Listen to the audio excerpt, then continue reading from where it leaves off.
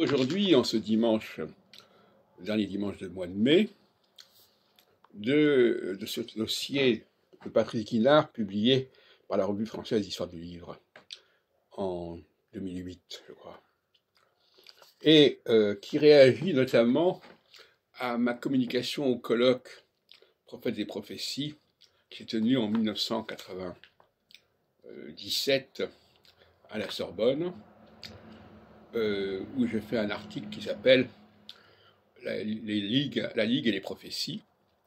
Et à la page 84, Patrice Guinard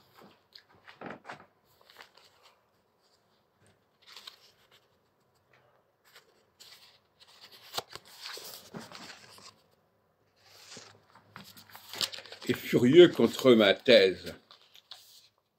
Il écrit: il n'y a aucune raison de penser que cette édition, c'est-à-dire celle de 1588 à Rouen, ait pu censurer des quatrains ou des vers en apparence favorables aux ligueurs et aussi à Henri IV, dans le contexte politique des années 1588-1589.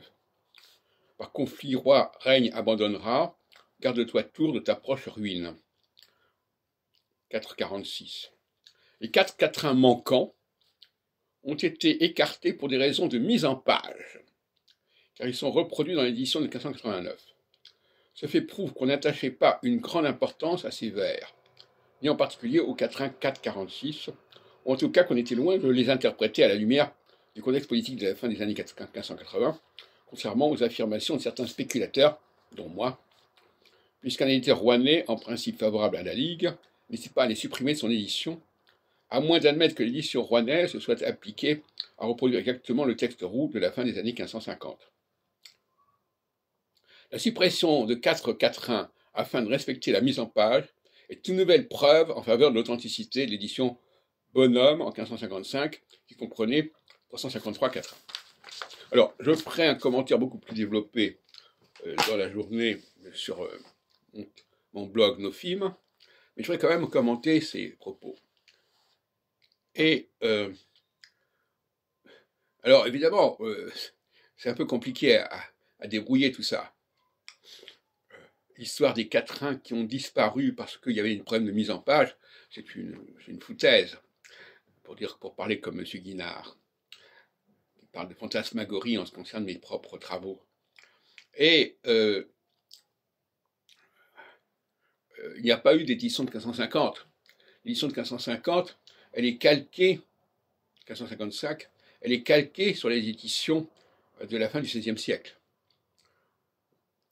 Et il ne s'agit pas de choses qui ont été supprimées, il s'agit de choses qui ont été rajoutées. C'est pas pareil du tout.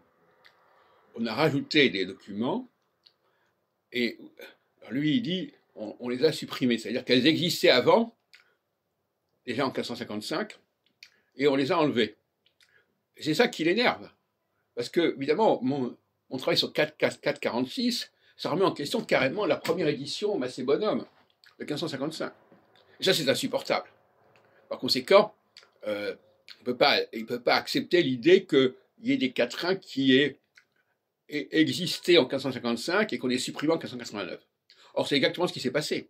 Ces quatrains de 1555, ils existaient parce que ces quatrains de 1555, ils sont la copie de l'édition de 1589 et pas l'inverse.